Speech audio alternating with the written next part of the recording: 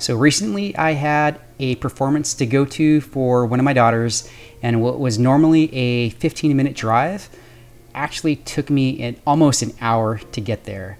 So granted, it was a Friday afternoon and I do have to take the freeway to get there, but in this particular instance, Waze didn't even have me take the freeway. I had to take side streets to get to where I needed to get to. And again, it was normally a 15-minute drive, took me almost an hour to get there. So one of the pains you got to deal with living out here. So I'm going to share stories like that, as well as other things that I've learned after having lived here for a number of years. So if you're thinking about moving to Irvine, and especially if you're not from the area, there's some things you're going to want to know. And in this video, I'll talk about 12 things you don't know about living here in Irvine, California. So stay tuned.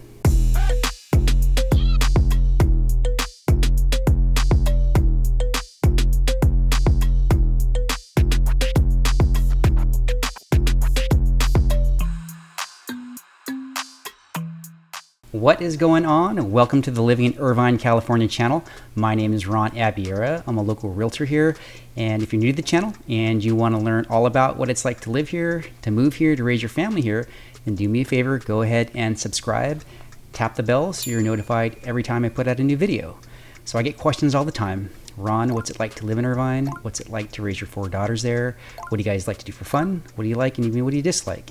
And I get excited when I get these questions because I absolutely enjoy being a guide, sharing my story and my experience moving here.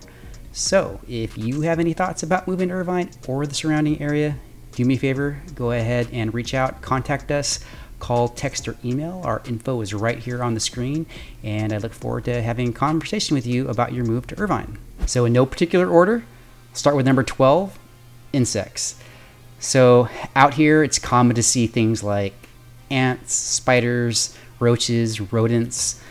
You know, there's a lot of still new construction out here, so it's natural to expect when there's a lot of dirt being moved around, insects get interrupted and they need somewhere to go.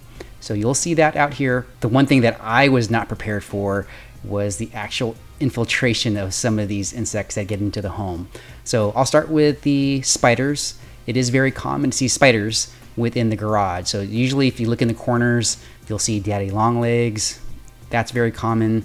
I've actually seen black widows in our garages. So that's happened at least a couple of times during my time here. And I'm glad that I'm the one who found them, because if one of my kids found them or my wife, there'd be a lot of chaos. So spiders are very common here, and sometimes there's spiders that come into the home as well.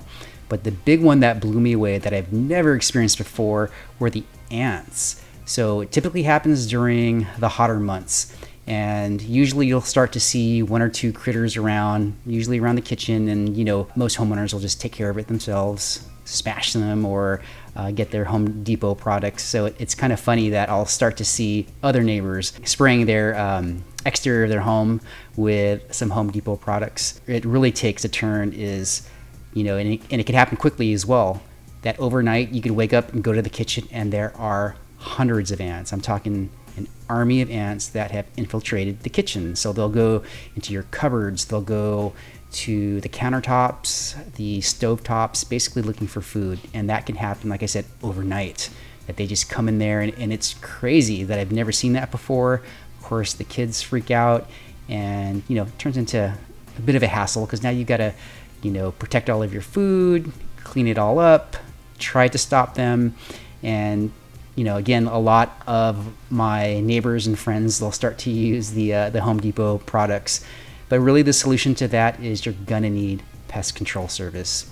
Now, it doesn't have to be an ongoing service. A lot of them offer a one-time service where they'll come into the home. They need to get into the interior. And what they do is they'll spray the kitchen area, baseboards, anywhere you'll find the ants and their points of infiltration. So really the big solution to this is if the service provider can find actually where they're originating from.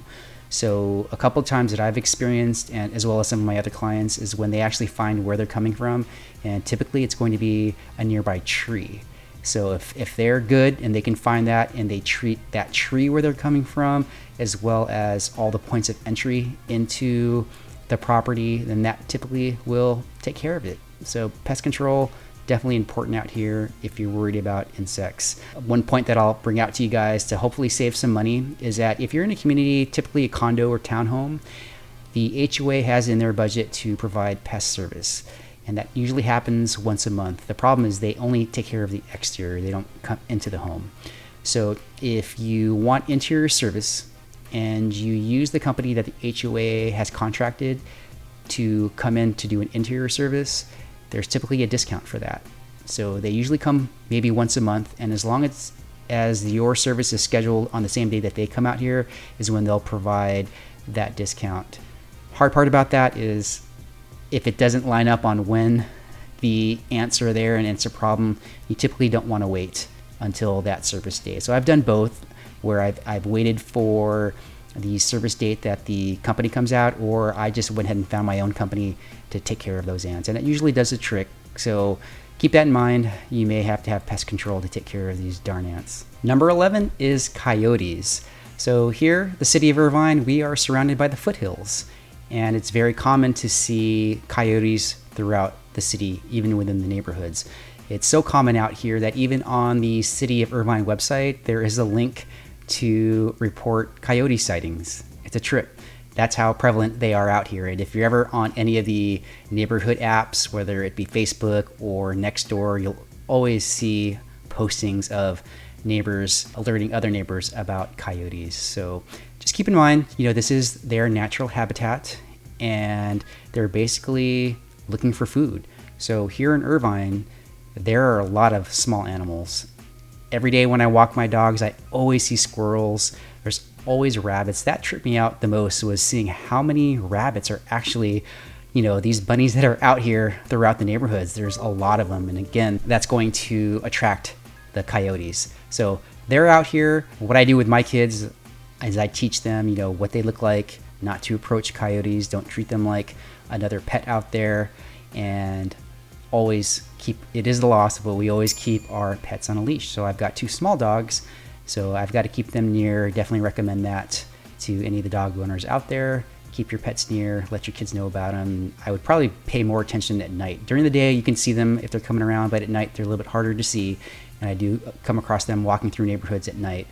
So definitely pay attention to coyotes out here in Irvine. Number 10, Irvine is a growing city.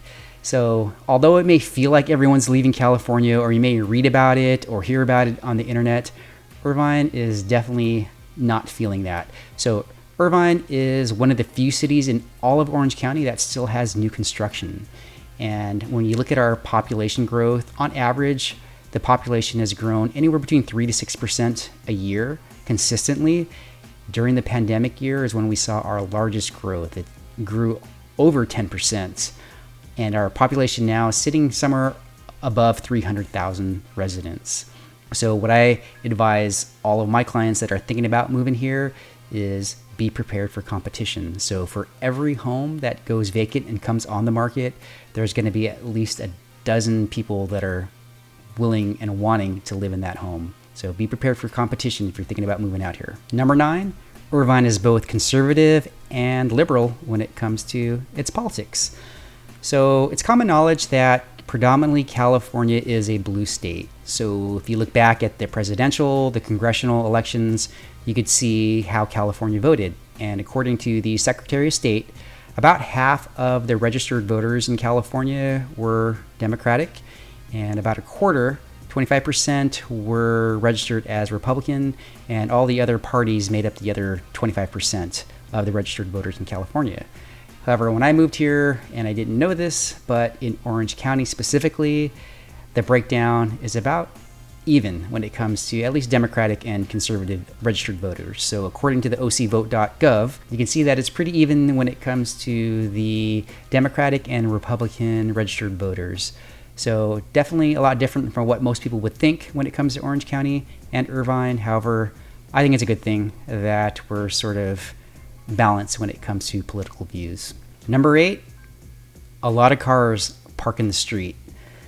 So having grown up in a home where we had a driveway, and some of my previous homes in Las Vegas, we've always had a driveway. So I never really paid attention to the cars that actually park out on the street until I moved to Irvine. So what's very common out here is you're going to see a lot of communities where the access to the garage are going to be through an alley, which means that most of these properties do not have driveways. So if you have more than 2 cars or you use your garage for storage, you're going to have to find yourself needing to park in the street. And that affected my family. So when we first came to Irvine, we had a couple of cars. And then as my children started to get older, my oldest daughter has her own car. And I am lucky enough to acquire a nice little weekend driver. So I have to keep her nice and clean undercover. So I put her in the garage. And so my wife and my daughters have to park out in the street. So I never realized the luxury of having a driveway until I moved out here. And so definitely my next home, I'm going to have a driveway. If you're thinking about moving out here and you happen to have or anticipate having more than a couple of cars, plan on having to park in the street if you don't have a driveway. Number 7 is going to be the public high schools. So here in Irvine, we have 5 different public high schools. And comparing to my hometown when I grew up, although this is decades ago, in a town of about 150, maybe 200,000 residents, we had 2 public high schools. Here in Irvine, at 300,000 residents, we have 5 different high schools. Now I understand we've got to accommodate for all the kids that live in the city. So we've got University High School, Northwood High School, Woodbridge High School, Irvine High School, and Portola High School. So what's going to be important about knowing the high schools, it's actually going to be the zoning. So depending on your address is where you'll be able to enroll your child in that particular high school. Now, in the event that you end up moving while you're here to a different area within the city, you have the ability to petition to allow your student to continue at that same high school. So that's going to be at that specific high school's discretion. The administration will have to approve that, but that's the process if you end up moving within town while your child is in high school. But back to the zoning, pay attention to how it's laid out, because there's going to be situations where your address or your home is closer to one high school, but you may be zoned to go to a different one. So I'll just give you a couple of examples. For a community like Cypress Village, it's very close to Portola High School. However, that community is zoned for Irvine High School. And then you've got another community like West Park. So West Park is pretty spread out. And if you are a resident of West Park, depending on where your property is, where your address is, you could go to one of 3 different high schools. So living in West Park, depending on exactly where it is, you can either go to University High School, Woodbridge High School, or Irvine High School. So if you're moving out here and high schools are important to you, pay attention to the zoning map on where the high schools are. Number 6 is that there is a train line that goes through the city. Now there's going to be pros and cons to this. I'll talk about the pros first. One is that it's going to be super convenient, right? People that actually use the train, it's a convenient way to get to school or to work. And especially in our environment now, it's going to be a big gas savings. So I've had friends and family that use the train to get all the way to work in LA. So that's pretty convenient. I've had other friends and family that will use a train to go to San Diego for the weekend, visit family and friends there, come back to Irvine on their way home, and they use the train for that. I've specifically used that. It was actually my daughter, Sophia, who goes to Orange County School of the Arts, and that's in Santa Ana. And so there's a train station in Irvine that I would drop her off at. She will take that to Santa Ana, and it drops her off somewhere near downtown. And then there's another shuttle that she'll have to hop on to get to the actual campus. But for a period there, it was a nice, convenient way to get her to school. Of course, you just have to plan ahead. It takes time to get to the train station and actually get to your destination. So that was definitely a pro for having the train come through the city. Now the cons, the obvious is that it does create noise, which people do not like, and it could also affect the desirability for certain homes that are going to be near the train line. So if you take a look at the map here, I'll show you that if we start towards the south where the train station is, and let's work our way heading north through the city.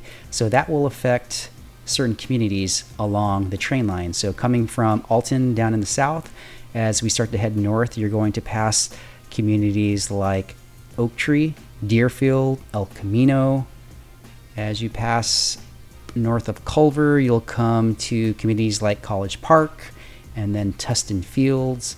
And then as you pass Jamboree, now you're actually not going to be in Irvine anymore. You're hitting Tustin, and it follows along Ettinger heading north. So definitely keep that in mind if you are moving to Irvine and one of your hot buttons may be being away from the train. Just keep in mind where that train line goes through. I've named off those communities, and you'll have to avoid those communities if you don't want to be near a train. Number 5 is going to be taxes and Mello-Roos. I knew about the Mello-Roos coming here. I've come from other communities out of state that has had something very similar, went by a different name. But for those of you that don't know, Mello-Roos is basically an additional tax and assessment that the homeowners will have to pay. So it increases your tax amount. So whenever a community started, the developer or a builder will put in certain infrastructure. They take out a bond with the city to pay for it, and they pass that payment over to the homeowners. I knew about the Mello-Roos moving here, but I had no idea the range of what it could actually cost. So this doesn't affect all homes within Irvine. Predominantly, it's going to be the newer ones, but I didn't know this, and it's going to be definitely helpful for you if you are considering moving to Irvine and going to a community that does have a Mello-Roos, that it's going to range anywhere on the low end from $1,700 a year to over $12,000 more a year, depending on the community. So if you're moving out here and this is going to be a concern for you, then we just have to know per community that you're interested in to know what that Mello-Roos range is going to be, so you can plan for that. Number 4 is that Irvine is definitely a military-friendly city. So some of the history behind Irvine is that the former El Toro Air Base is actually based here in Irvine. And so now it's actually been converted over to the Great Park and the Great Park communities. And there's still some remnants left of that air base, so you can kind of tell, holy cow, there used to be an air base here. So although there's no active military facilities here in Irvine, it is still a popular hub for a lot of retirees and former veterans to move to and to live here in Irvine. We have certain parks that are named after former veterans. We have the Colonel Bill Barber Marine Memorial Park, very popular, very well known out here. One of the things that I didn't know is that there is an actual memorial out here. It's called the Northwood Gratitude and Honor Memorial. It is, and I didn't know this specifically, I drive by this almost every day, but I didn't know the history behind it, was that it's the nation's only memorial dedicated to honoring all the fallen service members in the wars in Afghanistan and Iraq. I did not know that. So it's kind of nice to know that it is here in our hometown, and I do drive by it every day. So good to know. And thank you to Irvine for honoring our fallen vets. One thing that I did want to talk about, because this pertains to me, I am a military vet myself, and there are a lot of military discounts that are available for a lot of our residents here, specifically in Irvine. So they range anywhere from hotels to restaurants, places to eat, other places of shopping, and that's just within Irvine. And even outside of Irvine, there's still a lot of military discounts available to our veterans. So definitely keep that in mind living out here. Even though we're not necessarily near a military installation, we still do have a lot of benefits to all of our retirees and military veterans. Number 3, there are so many classes and camps that you could participate in living here in Irvine. And it wasn't until I moved here that I figured out how much was available, and sometimes I even forget.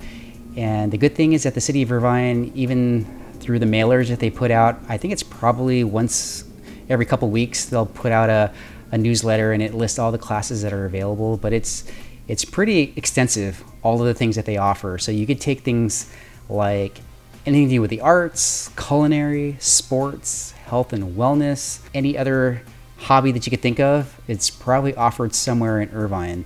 So the good thing about all of these offerings is that it's for all ages. It's not just the kids. I mean, I do love that they have the camps and things, especially during the summertime, for the kids to be a part of, but it's all ages. You've got adult classes for sports, soccer, Tai Chi, whatever it is, they've got classes for all ages, which I really, really like. And the good thing about these classes too is that, you know, there's typically going to be a cost associated with these classes, but some of them are free.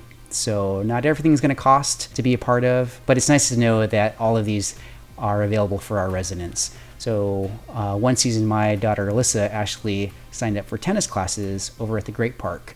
And so it was a pretty reasonable fee, but it was great for her to get out there and enjoy and learn about a sport that she is into. And it's really nice to have a community where you can be around other like-minded folks with the same interests. And I was really, really happy that we were able to expose that to her. And it's right here in town. That was awesome. Number 2 is going to be the Freeway Traffic. So I kind of expected this. There are 2 major freeways and 4 toll roads throughout the city. So there's a lot of ways to get in and out, but definitely the 2 major ones are going to be the 405 and the 5 freeway. They run north-south. So these are our major freeways, so you're going to expect the typical slowdown traffic during the peak hours. So that really isn't anything new that I wasn't anticipating. What I didn't know was how early the afternoon traffic starts. So it could start as early as 2 p.m. where you're going to start to see slowdown on the freeways. And I'm talking even in the carpool lanes. So not so much now because we're sort of in the summer break, so there's not a lot of school going on. But during the school year and having to pick up kids where I have to get onto the freeway, the carpool lane is backed up as well. And this is like 2 o'clock in the afternoon. And it was just a shock to me that the traffic starts that early. So what I did, I want to show you guys this on my phone. I actually pulled up the Waze app and I just wanted to do a comparison, or just illustrate an example. So I used going from the Irvine Spectrum here in Irvine to Disneyland. That's not too far away. It's a common place people are going to go to. And I pulled up what it was going to take the driving time for today. Today is whatever today is. I want to show you what the afternoon traffic, how it builds up. So again, coming from Irvine Spectrum to Disneyland, it's about 17 miles. Typically that should be about a 20-minute drive. But looking on this app here, as we move along on the timeline, you know, even as we start to get to 2, 3 o'clock, it's starting to pick up. So we went from a little over 20 minutes. By 3 o'clock, we're already at, 30 minutes. And then by 4 o'clock, we've already doubled the drive time. And again, probably the peak hour is going to be somewhere between 5:30 to 5:45. It's going to take almost just, 10 minutes shy of an hour to get to Disneyland. So very typical that, you're going to expect traffic around that 5 to 6 o'clock time frame. And it continues on, doesn't sort of die down till, 7:30 at night. But what really shocked me that I didn't know was how soon it started. So even in this example, starting at between 2 to 3 o'clock, traffic is already building up. Something I didn't know, definitely want you guys to know. If you're going to be commuting anytime or anywhere throughout Irvine, be prepared for that early afternoon traffic and plan ahead. And number 1, there are so many parks and pools out here. So before I moved out here, I kind of had an idea. If this is Irvine, it's going to be a master plan developed community. I kind of expected, the whole parks and pools thing. But it wasn't until I actually lived out here and drove and visited some of the neighborhoods where I realized the extent of what they're actually offering. So if you take a look at the map here, just talking about parks alone, there's over 22 different community parks, 40 different neighborhood parks. And just looking at this map here, there is a lot of green. And then when it comes to the pools, it's sort of the same thing. For every community out here in Irvine, you're going to have at least one pool, but most communities, depending on the size, are going to have multiple pools. So you could have 4, 5, 10 pools all within a certain community. So lots of parks, lots of pools. So that's one of the things that I realized moving here is driving throughout the neighborhoods, you're guaranteed at least 3 things. At least these 3 things you're gonna see. You're gonna be near a park, you're gonna be near a pool, and you're definitely gonna be near a school. guaranteed in pretty much any community here in Irvine, you're going to expect that. So something to look forward to if you're moving out here, or even if you're just visiting. So there you have it. That is my list of 12 things that you don't know about living here in Irvine, California. So do me a favor, if you're from the area, comment below. Let me know what are the things that I missed. Now I know this list can probably be 100 different items about some of the unique things out here in Irvine. And if you're not from the area, also comment below. Let me know if there's something that I missed, anything you want me to dive a little deeper into. I'd love to do that for you. So if you do have any thoughts about moving to Irvine or the surrounding areas, go ahead and contact us. Call, text, email. Our info is right here on the screen, and I look forward to helping you with your move to Irvine. Until the next time, I'll see you on the next one.